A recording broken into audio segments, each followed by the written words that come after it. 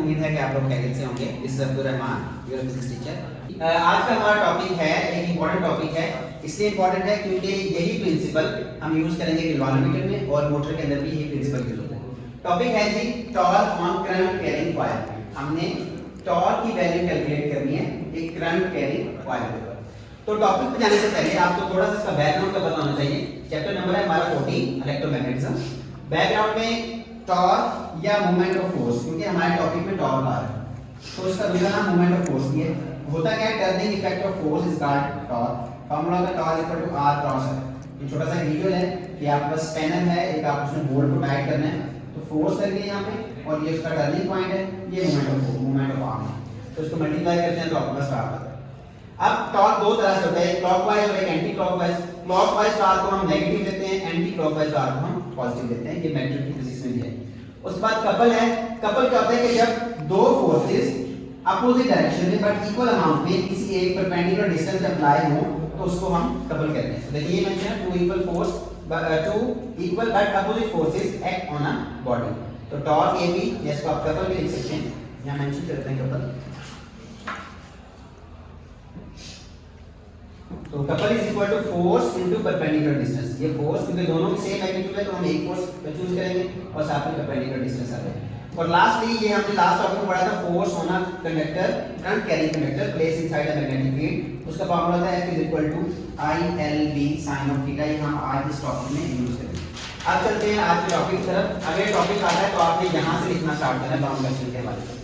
तो स्टेटमेंट क्या है कि व्हेन करंट कैरिंग कॉइल, एक कॉइल के अंदर से करंट फ्लो करे, उसको आपने प्लेस करना है inside a perpendicular magnetic field, then a couple उसके ऊपर एक्ट करता है, then coil tends to rotate और कॉइल रोटेट कर जाती है। आप इसके एग्जांपल ऐसे ले सकते हैं कि अगर ये बुक है, इसको आप मैग्नेटिक फील्ड के अंदर रखेंगे, इसके ऊपर टार्क अप्लाई होगा तो ये रोटेट करने लगेगा। तो एक्सप्लेनेशन में क्या है कि कंसीडर, मैं यहां से आपको एक्सप्लेनेशन बता रहा हूं। Consider we have a magnetic field from north to south and a coil is placed inside the magnetic field. और कॉइल को आपने परपेंडिकुलर प्लेस करना है, मैग्नेटिक फील्ड और कॉइल के दरमियान एंगल 90 का होना चाहिए। तो कॉइल के आपके पास साइड्स हैं A B B C C D और D A। तो जब आप इसको प्लेस करेंगे, इसमें से करंट फ्लो करेगा तो कॉइल के ऊपर टॉर्क एक्ट करेगा। हम देखते हैं कि टॉर्क कैसे एक्ट करता है। तो यही यहां पे मैंने मेंशन किया, consider rectangular coil having a current place perpendicular to the magnetic field और फील्ड आपको यूनिफॉर्म होना चाहिए। ये भी आपने बात कर ली।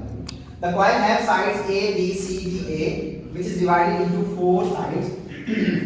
Coil can rotate about an axis. तो यहाँ तक इसकी स्टेटमेंट और एक्सप्लेनेशन कंप्लीट होगी। सो डायग्राम के बाद नेक्स्ट है आपके पास डेरिवेशन। अब डेरिवेशन में हमें पता है, प्रीवियस टॉपिक से हमने उठाना है कि we know that current carrying conductor experience a force when placed inside a magnetic field. तो ये फोर्स उसके ऊपर अप्लाई होती है जब एक कंडक्टर को हम मैग्नेटिक फील्ड के अंदर प्लेस करते हैं। So we have calculate force on each side. तो हमें इस साइड पे फोर्स कैलकुलेट करनी है, इस साइड पे और इस साइड पे, चारों साइड पे हमें फोर्स को कैलकुलेट करना है। तो सबसे पहले देखते हैं इस साइड पे और इस साइड पे फोर्स की वैल्यू क्या है। लेकिन force on side A B and C, ये AB साइड है, ये CD साइड है। सो अगर आप इसमें से ऑब्जर्व करें, मैग्नेटिक फील्ड की डायरेक्शन है ये और करंट की डायरेक्शन है ये, दोनों है 180 के एंगल पे। तो 180 sin 180 0 होता है। अगर आप यहाँ पे देखें, करंट इस डायरेक्शन में, मैग्नेटिक फील्ड इस डायरेक्शन में, दोनों 0 डिग्री एंगल पे हैं। तो इन दोनों केस में sin 0 या sin 180, यहाँ पे मैं sin 180 लिख देता हूँ, या sin 180 डिग्री, दोनों 0 आपको प्रोवाइड करेंगे। तो आपके पास फोर्स AB पे, फोर्स CD पे क्या है, 0 आ जाएगी। नेक्स्ट आपने force on side DA and BC, ये DA साइड है, ये BC साइड है, इस पे भी आपने फोर्स कैलकुलेट करनी है। इन दोनों केस में एंगल आ रहा है आपके पास 90 डिग्री। जब एंगल 90 आएगा तो sin 90 आपको 1 प्रोवाइड करेगा और जो आपको फोर्स की वैल्यू मिलेगी वो मिलेगी ILB sin स्क्वायर। अब इसकी डायरेक्शन, ये भी इंपॉर्टेंट चीज है कि डायरेक्शन को कैसे फाइंड आउट कर सकते हैं। आप देखें इस साइड पे करंट आ रहा है डाउनवर्ड, मैग्नेटिक फील्ड इस तरफ, तो अपना लेफ्ट हैंड आपने यूज करना है। ये फिंगर करंट मैग्नेटिक फील्ड की डायरेक्शन में, मिडिल फिंगर करंट की डायरेक्शन में और थंब आपको किसकी डायरेक्शन प्रोवाइड करेगा, फोर्स की डायरेक्शन। तो फोर्स यहां पे लगेगी आउटवर्ड, मैंने यहां पे डॉट बना दिया। आप इस साइड पे देखें, मैग्नेटिक फील्ड इस तरफ, करंट अपवर्ड, तो थंब आपको फोर्स की डायरेक्शन देगा, इधर इनटू द पेज फोर्स लगेगी। तो यहां पे देखें ये आउट ऑफ द पेज, ये इनटू द पेज। इसी डायग्राम को मैंने फर्दर आगे रख दिया। तो ये डायरेक्शन ये मेंशन किया है कि हम फ्लेमिंग के लेफ्ट हैंड रूल से उसकी डायरेक्शन फाइंड कर सकते हैं। ठीक है, अब चलते हैं कपल कैलकुलेट करते हैं। कपल के लिए हमें पता है फॉर्मूला क्या है, tau is equal to force into perpendicular distance. तो torque is equal to force, ये है जो हमने पीछे कैलकुलेट की। लेकिन force is equal to F is equal to ILB, ये फोर्स है और परपेंडिकुलर डिस्टेंस जो कॉइल का डिस्टेंस है परपेंडिकुलर वो है आपके पास a, तो यहाँ पे a मेंशन कर दिया। लेकिन अब जब कॉइल यहाँ पे रोटेट करेगी तो वो किसी एक एंगल पे चली जाएगी, फर्ज करें इस तरह से, तो जो एंगल पे जाएगी तो उसका एक इफेक्टिव कंपोनेंट भी आएगा जो कि यहाँ पे हमारे पास cos अल्फा आता है। तो इसलिए इस परपेंडिकुलर डिस्टेंस लेगा उसका इफेक्टिव कंपोनेंट आएगा a cos अल्फा, तो I L B a cos alpha, तो इसको जब आप मल्टीप्लाई करेंगे बनेगा tau equal to b I L a। अब अगर आप इसको ऑब्जर्व करें L a, ये अगर कॉइल है, ये इसकी लेंथ है और ये a है, तो लेंथ को एरिया से मल्टीप्लाई, लेंथ को विड्थ से मल्टीप्लाई करें तो आपके पास एरिया बनता है, तो ये उसकी जगह पे एरिया आ गया।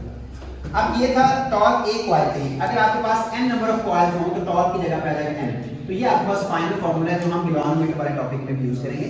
यहाँ पे जो अल्फा है ये इंपॉर्टेंट है क्योंकि शॉर्ट क्वेश्चन में भी आएगा कि alpha is angle between magnetic field B और प्लेन के दरमियान, प्लेन ऑफ लूप।